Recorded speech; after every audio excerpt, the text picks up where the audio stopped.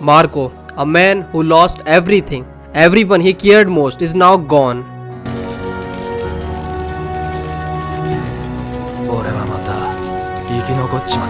इस आदमी के अंदर इसके कोई भी गोल एम्बिशन नहीं दिखते हैं अब। सो मार्को का स्टोरी में क्या होगा? क्या ये ब्लैकबियर्ड के अगेंस्ट में एक एसेट है फाइनल वॉर में? क्या ये ब्लैकबियर्ड से बदला ले पाएगा? और अब क्रू खत्म होने के बाद ये किस क्रू का मेंबर बनेगा? एक खुद का न्यू क्रू या फिर वर्स्ट जनरेशन में किसी को ये ज्वाइन करेगा? मार्को दी फीनिक्स स्ट्रॉ हैट के क्रू में क्या ऐसा हो सकता है? जैसे शैंक्स इसे मल्टीपल ओकेजन पे अपने क्रू को ज्वाइन करने का ऑफर दे चुका है, तो क्या ये उसका क्रू ज्वाइन करेगा? इन सब चीजों की पॉसिबिलिटीज, आंसर्स, मेरे विचार, सब कुछ इस वीडियो से तुम सभी को जानने को मिलेगा। सो अब तक की वीडियोस कैसी लगी तुम सभी को कमेंट में जरूर बताना, और जिसने अभी तक नहीं देखी है तो जाके जरूर देखें, और जो चैनल पे न्यू है वो पहले चैनल को सब्सक्राइब करें। और हाँ, एक और चीज तुम सभी के लिए गिफ्ट है। जो लोग मांगा पढ़ते हैं या फिर एनीमे देखते हैं, सभी का माल एक ही जगह पर, मेरे डिस्कॉर्ड सर्वर पर। वहाँ तुम सभी को वन पीस और ब्लैक क्लोवर की मांगा मिलेंगी। न्यू एपिसोड देख सकते हैं हम एक साथ बैठकर। मस्ती के लिए मीम्स है और हमारा एक चौपाल जहाँ पर होंगी बातें। तो सभी लोग उसे ज्वाइन करो। अब आते हैं अपनी वीडियो पे।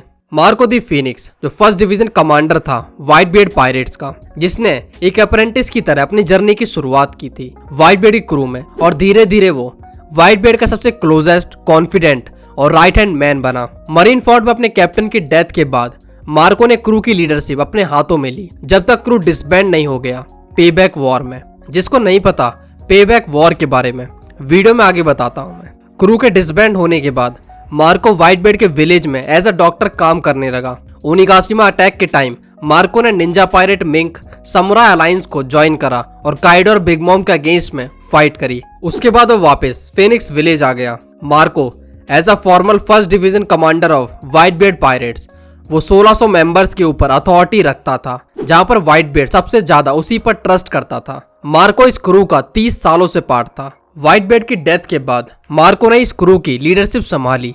इसके बाद मार्को गया अपने फादर मतलब व्हाइट बियर्ड का बदला लेने टीच से, और यही है पेबैक वॉर। बट यहाँ पर उसके क्रू को हार का सामना करना पड़ा। अभी भी वन पीस वर्ल्ड में मार्को एक बड़ा नाम है जिसे सब जानते हैं उसकी पावर्स के लिए, जिसके सर पर अभी भी 1,374,000,000 की बाउंटी है, जो एक बड़ा नंबर है। मरीन फोर्ट वॉर पे जिस तरह से मार्को लड़ा था और उसने मरीन्स को संभाला था, उसे जानकर 5 एल्डर्स तक ने ये कहा था कि ये ब्लैकबियर्ड को हराने की ताकत रखता है। सभी लोग मार्को की पावर को जानते हैं, चाहे वो एम्परर ही क्यों ना हो।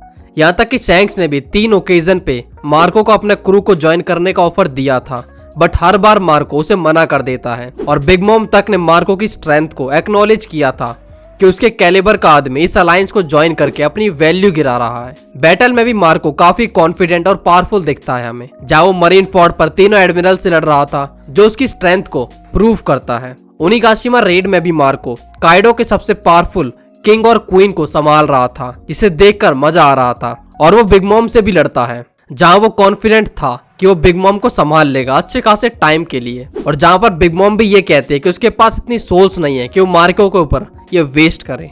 मार्को स्ट्रॉन्ग विल पोजेस करता है क्योंकि वो शैंक्स की हाके झेल लेता है बिना किसी दिक्कत के, और वहीं पर बाकी लोग नॉकआउट हो जाते हैं। मार्को अपने चाइल्डहुड से ही काफी इंटेलिजेंट है, तभी वो व्हाइट बियर्ड में एक कमांडर की पोजीशन होल्ड कर पाया, वो भी इतनी कम उम्र में। वो अपने क्रू की पावर और इनसाइट दोनों में ही हेल्प करता था। इसे मेडिकल नॉलेज भी अच्छी है, सो वो एक डॉक्टर का भी रोल प्ले करता है अपने शिप में। और इसी के साथ अपने स्टार्टिंग डेज में भी मार्को नेविगेशन में काफी इंटरेस्ट रखता था, और अब वो कितना बेटर है नेविगेशन में वो क्लियर नहीं है। पावर की बात करें तो Marco immense physical strength possess करता है।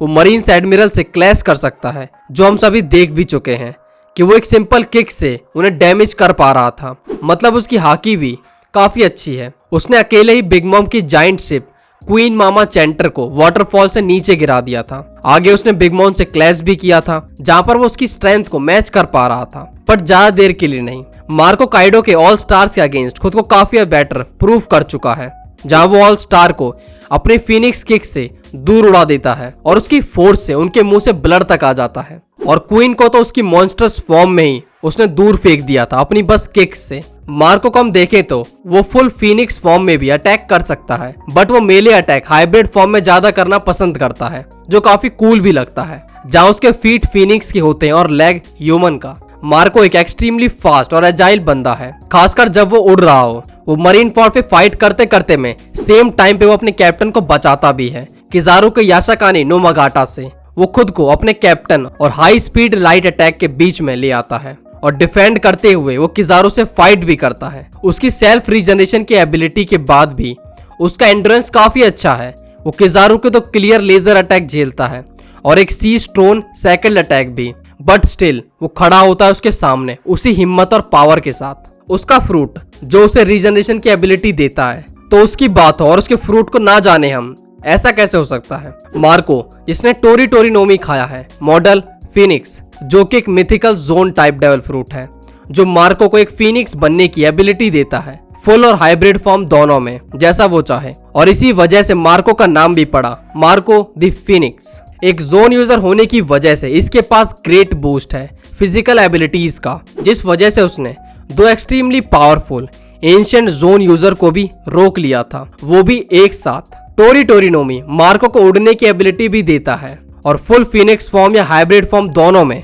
मार्को अपनी जरूरत के अकॉर्डिंग किसी भी बॉडी पार्ट को फिनिक्स का बना सकता है। मार्को फ्रीली अपनी ब्लू फ्लेम्स को क्रिएट कर सकता है अपने किसी भी बॉडी पार्ट से और बिना ट्रांसफॉर्म हुए भी। मार्को की फ्लेम्स एक नॉर्मल फायर से काफी पावरफुल होती हैं और ट्रिमेंडस हीलिंग एबिलिटी भी रखती हैं। मार्को किसी भी तरह के फिजिकल डैमेज से खुद को हील कर सकता है और इससे फर्क नहीं पड़ता है कि वो अटैक कैसा है, किसने किया या फिर कितना पावरफुल है। मार्को की रीबॉर्न एबिलिटी इसे हीलिंग एबिलिटी भी देती है, यहाँ तक कि मार्को किजारू और अकाइनो के पावरफुल अटैक्स भी झेल जाता और उनसे हील भी हो गया था। मार्को खुद को तो हील कर ही सकता है, बट इसी के साथ साथ वो किसी और को भी हील कर सकता है और एक साथ एक से ज्यादा लोगों को भी हील कर सकता है। बट उसकी हीलिंग एबिलिटी दूसरों के लिए उतनी इफेक्टिव नहीं होती है जितनी खुद के लिए होती है। मार्को ऑब्जर्वेशन हाकी और आर्मामेंट दोनों में ही मास्टरी रखता है। सो हम सभी को पता है मरीन फोर्ड पे क्या हुआ था व्हाइट बेड के साथ, बट उसी के साथ जब हम मार्को की आंखों से देखते हैं तो ये बंदा अपने भाई को बचाने गया था,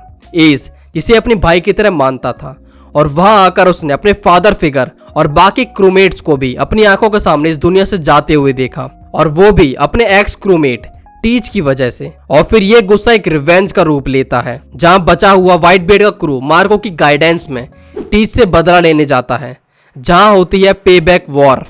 बट अनफॉर्चुनेटली इस वॉर के रिजल्ट वैसे नहीं निकलते जैसे मार्को चाहता था। उसे हार का सामना करना पड़ता है और इसके बाद क्रू खत्म हो जाता है, यानी डिसबैंड। इस वॉर के बाद मार्को एडवर्ड के होम फिनिक्स चला जाता है और वहां पर एज अ डॉक्टर सभी का ख्याल रखने लगता है। और फिर एक दिन उसके पास आता है नेको मामूशी यानी कैट वाइपर, जो मार्को को काइडो के खिलाफ अलायंस में ज्वाइन करने को कहता है, जहां वो वीविल की वजह से कहता है कि वो लेट हो जाएगा वानों में।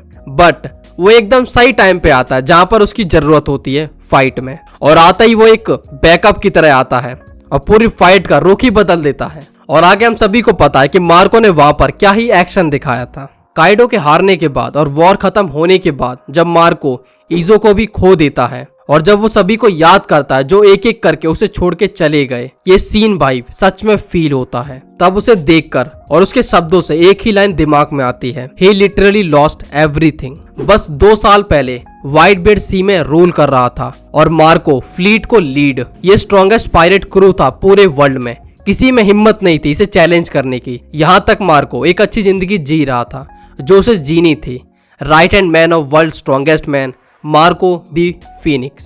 फिर टीच अपना मूव चलता है और इसके बाद सब बदल जाता है एक एक करके। मार्को अपने ही दोस्त को धोखा देते हुए देखता है। मार्को अपने भाई जैसे दोस्त थैच को खो देता है। एक वॉर होती है और अपनी आंखों के सामने दूसरे भाई एस को मरते हुए देखता है। उसे अपने इस दुख से उभरने का मौका भी नहीं मिलता है और अपने कैप्टन और फादर की मौत देखनी पड़ती है उसे। यहाँ पर क्रू खत्म, स्टेटस खत्म और टेरिटरी खत्म। फिर पेबैक वॉर की हार के बाद क्रू डिसबैंड। इसके बाद एक लोनली डॉक्टर की लाइफ फिनिक्स विलेज में। और जब ईजो और निको से रीयूनाइट हुआ तो वानो के एंड में ईजो को भी खो दिया। अब मार्को सच में एक लोनली मैन है, जिसे खुद के लिए कुछ नहीं है, सोचने को, करने को, आगे सपने नहीं देखता। वो हर किसी के चले जाने के बाद आखिर में तुम बचे रह गए हो उनकी यादों को बार बार जीने के लिए। ये लाइफ होती है रियल पेन। सो इतना कुछ होने के बाद अब मार्को का फ्यूचर रोल है क्या? वो शैंक्स को मना कर चुका है उसका क्रू ज्वाइन करने को, बट स्टिल वो स्टोरी में है और एक इम्पोर्टेंट पार्ट रखता है। क्या वो वीविल को बचाने जाएगा, और अगर वो उसे बचा के लाता है तो उसे विलेज सौंप देगा क्या? ब्लैक बियर्ड भी अभी खुला घूम रहा है, क्या उससे बदला होगा? मार्को के दो ही ऑड रोल बनते हैं स्टोरी में, एक सैक्रिफिशियल और दूसरा ब्लैक बियर्ड को मारना। सो दोनों के ही क्या चांसेस हैं, कैसे हो सकता है वो? जैसा हम सभी को पता है कि स्ट्रॉ हैट का क्लैश लिखा हुआ है ब्लैक बियर्ड के साथ। सो उस फाइट में मार्को अपनी तरफ से हेल्प करे, सो इस तरह से दोनों ही अपना बदला ले पाएंगे। मार्को व्हाइट बियर्ड को फेस कर पाएगा और एस का बदला पूरा होगा। मरीनफोर्ड वॉर के बाद मार्को की इंपॉर्टेंस बढ़ी है, हमें उसे दिखाया गया है। वो बस वानो के लिए तो नहीं होगा, मार्को का स्ट्रॉ हैट के पार्ट बनने के बाद काफी कुछ अच्छी चीजें होंगी और बेटर देखने को मिलती हैं। मार्को स्ट्रॉ हैट को एक ग्रेट स्ट्रेंथ देगा ज्वाइन करने के बाद। वो भी मेडिकल नॉलेज रखता है तो वो क्रू का ख्याल रख पाएगा और उसके बाद चॉपर अपना एम्पायर संभाल पाएगा। मार्को का ज्वाइन करना फ्यूचर फाइट में स्पेशली ब्लैक बियर्ड के अगेंस्ट में एक इंपॉर्टेंट फैक्टर होगा। और सोचो, next news headline, first division commander of Whitebeard pirate joins the straw hat. Boom, ये होगा एक real bomb One Piece world में। जिस तरह जिनबे की शुरुआत एस की वजह से हुई थी लूफी के लिए, उसी तरह मार्को भी सेम बैकग्राउंड रखता है लूफी के लिए। Marco power wise, intelligence wise, knowledge wise best asset है और अगर ऐसा होता है तो वन पीस वर्ल्ड में बवाल हो जाएगा। अगर हम दूसरे पॉइंट को कंसीडर करते हैं यानी सैक्रिफिशियल और डेथ, उसके डेथ का एक ही रीजन होगा और वो होगा ब्लैक बियर्ड। और ये होने के पीछे कुछ रीजंस हैं। पहला कि मार्को का फ्रूट है मिथिकल जोन फ्रूट और टीच के पास अभी एक पैरामीसिया है और एक लोगिया है और मेरे अकॉर्डिंग वो 3 डिफरेंट तरह का फ्रूट खा सकता है। सो इसके बारे में और जानने के लिए हमारी ब्लैक बियर्ड की ये वाली वीडियो जरूर देखें। उसके फ्रूट की कंप्लीट थ्योरी है इसके अंदर, क्यों, कैसे और किस ऑर्डर में वो फ्रूट खा रहा है। बैक टू द वीडियो, और हम देखें तो टीच के दोनों फ्रूट व्हाइट बियर्ड से रिलेटेड हैं। सो तीसरा मार्को का हो सकता है, वो भी व्हाइट बियर्ड के क्रू का मेंबर था। टीच के नेक्स्ट फ्रूट यानी मिथिकल जोन फ्रूट के लिए कुछ ऑप्शंस हैं अभी भी,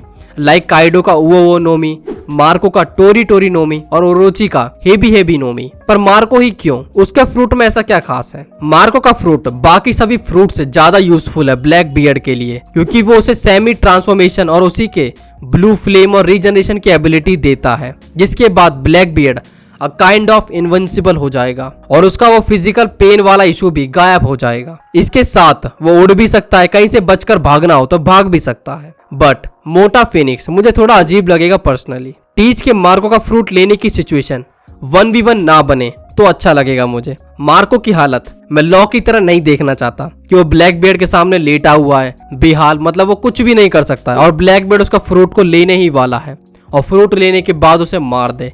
ये कंडीशन मैं नहीं चाहता हूँ। सो यहाँ पर सैक्रिफिशियल वाली कंडीशन में हम जा सकते हैं। मैं चाहता हूँ कि यहाँ पर ब्लैक बियर्ड और मार्को की एक अच्छी फाइट हो। सो ऐसा करने के लिए हम एक सिनेरियो को देखते हैं कि मार्को स्ट्रॉ हैट को ज्वाइन करता है और फ्यूचर में फाइट होती है ब्लैक बियर्ड से, जहां पर मार्को डोमिनेट करे ब्लैक बियर्ड के क्रू को। बट कुछ कंडीशन या का किसी चाल के थ्रू वो मार्को को डाउन कर ले और उससे फ्रूट ले ले। पर जरूरी नहीं है कि मार्को मरे यहाँ पर। स्टिल मार्को का फ्रूट है टोरी टोरी नोमी मॉडल फिनिक्स। जैसा हम सभी को पता है फिनिक्स रीबॉर्न होने के लिए जाना जाता है, फ्रॉम हिज एसेस, मतलब अपनी राख से जिंदा होना। मार्को का फ्रूट अभी तक अवेक नहीं हुआ है शायद, और शायद उसकी अवेकनिंग हो भी ना। फिनिक्स की एबिलिटी उसे रीबॉर्न होने का मौका दे, बट एक कॉस्ट के साथ, अपने फ्रूट को लूज करना, जिसके बाद बैटल में हम ब्लैक बियर्ड को हारते हुए देखे और मार्को शांति से फिनिक्स के लोगों का ख्याल रख सके फिर। सो तुम्हें क्या लगता है ऐसी कौन सी पॉसिबिलिटी ज्यादा बन सकती है, किसके ज्यादा चांसेस हैं, और मार्को का स्टोरी में क्या इंपॉर्टेंट रोल और आगे हो सकता है ब्लैक बियर्ड के अलावा, वो मुझे कमेंट्स में जरूर बताना। और वीडियो कैसी लगी ये भी। तो मिलते हैं अगली वीडियो में, तब तक के लिए मेरी बाकी वीडियो को देखो अगर तुमने नहीं देखी है तो, और जिसने डिस्कॉर्ड ज्वाइन नहीं करा है वो ज्वाइन कर लो। तो मिलते हैं डिस्कॉर्ड पे।